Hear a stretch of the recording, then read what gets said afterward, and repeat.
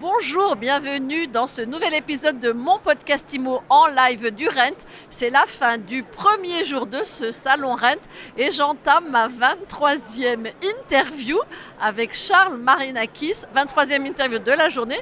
Charles Marinakis, président de Century 21. Bonjour. Bonsoir Ariane.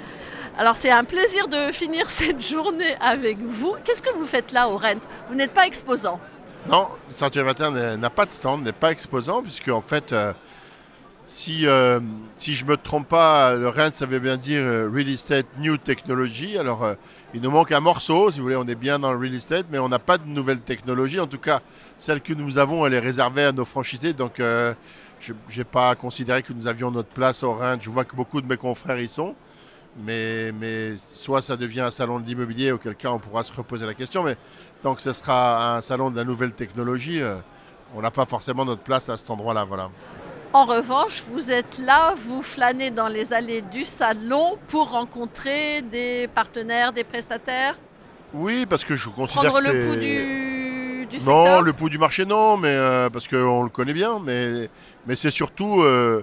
c'est tout à fait normal qu'un patron de réseau comme moi vienne. D'abord, c'est toujours un plaisir de rencontrer des acteurs de l'immobilier, des confrères, des concurrents, des opérateurs qu'on connaît bien qui sont déjà nos prestataires.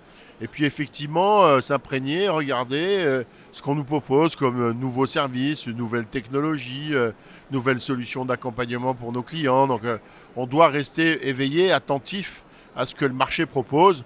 Même si, on va se dire la vérité, Ariane, 85% des services ou de ce qui est proposé aujourd'hui, on en a déjà connaissance sous une forme ou sous une autre, mais c'est toujours intéressant. Et puis, ce marché-là, qui est quand même un marché... D'abord, ça fait du bien de voir que c'est tonique, le marché de l'immobilier. Vous voyez, il y a du monde, il y a des stands, ça vit, il y a des interviews. Donc, c'est pas si atone que ça, finalement. Mais non, c'est pas atone, voilà, ça vit bien. Il y a plein de jeunes qui créent plein de choses.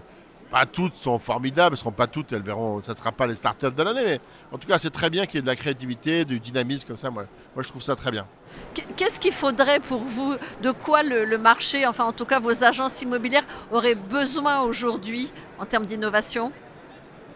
Est-ce qu'on a déjà tout vu ou pas? Non, alors, je pense qu'on n'a pas tout vu, mais vous voyez, je voudrais dissocier, j'ai eu le plaisir de participer à une table ronde avant de faire cette interview avec vous. Et en fait, le truc, c'est que pour la première fois, je voudrais qu'on dissocie innovation de technologie. Alors, ce n'est pas l'endroit pour le faire. Mais ce serait très important pour autant qu'on le fasse vraiment, parce que ça fait des années que j'entends systématiquement l'innovation associée à la high-tech, à la prop-tech, à la technologie de manière générale, à la digitalisation, à la disruption parfois. Mais il y a aussi de l'innovation en dehors de ce périmètre-là. Il y a de l'innovation managériale, organisationnelle, sociale. Et moi, je crois que ce dont on a besoin aujourd'hui, c'est ça. Je ne suis pas certain qu'il faille encore inventer de nouveaux outils versus Miracle qui fassent faire des transactions à des agents immobiliers qui ne savent plus les faire. Moi, je crois que ce qui est important, c'est qu'on réapprenne à faire des transactions, notre métier d'entremise, dans des marchés tendus, ce qu'on avait peut-être un peu oublié.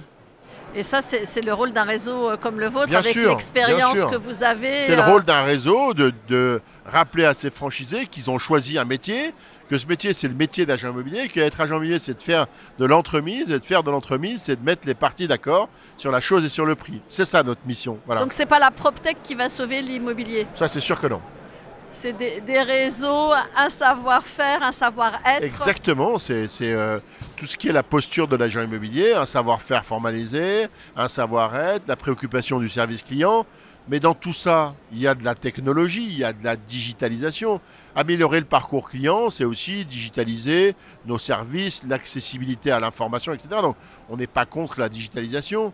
Mais s'il suffisait d'avoir un joli CRM ou une belle tablette, si vous voulez, pour faire des transactions, ça se saurait. Hein.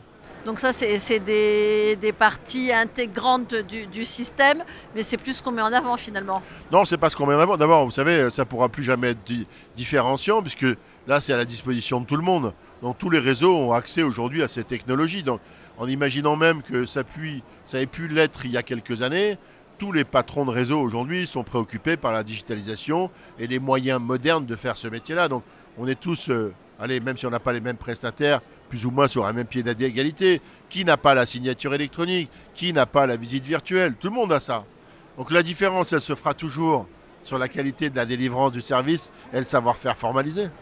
Merci beaucoup Charles Marinakis. Tiens, dernière question. L'actualité internationale, la crise pas que économique, elle joue sur vos clients, sur le moral de vos agents immobiliers. Il y a des implications concrètes? On ne le mesure pas, mais incontestablement, quand vous savez, il y a un climat de politique internationale aussi dégradé que celui que nous connaissons aujourd'hui, on va le dire les choses en le disant simplement. C'est pas bon pour les affaires de manière générale, c'est pas bon pour les investisseurs, parce que le doute s'installe, si vous voulez, sur la pérennité des investissements. Or, l'immobilier, c'est un outil de capitalisation, d'accord? C'est pas un outil de spéculation. Donc c'est quelque chose qu'on fait sur des périodes, des cycles qui sont longs. Et tout ce qui est de nature à inquiéter les investisseurs, y compris d'ailleurs les investisseurs internationaux, dont Paris, par exemple, qui ont élu Paris comme un terrain de chasse, typiquement, eh bien, quand la géopolitique va pas bien, ça n'arrange pas le monde des affaires et encore moins le monde de l'immobilier. Voilà. Et en tout cas, on continue à y croire quand même. Ah mais nous, on y a toujours cru, donc on n'a jamais cessé d'y croire. Voilà. Merci beaucoup Charles Marinakis, président. Merci d'avoir gardé le meilleur pour la fin. Et j'ai gardé le meilleur pour la fin. Voilà, j'aurais pu finir comme ça. Je rappelle que vous êtes président de Century 21. Merci beaucoup, bonne soirée. Reposez-vous. Reposez-vous. Merci. Et je vous dis quand même à demain pour une nouvelle interview à retrouver sur MySuite Immo et sur toutes les plateformes d'écoute.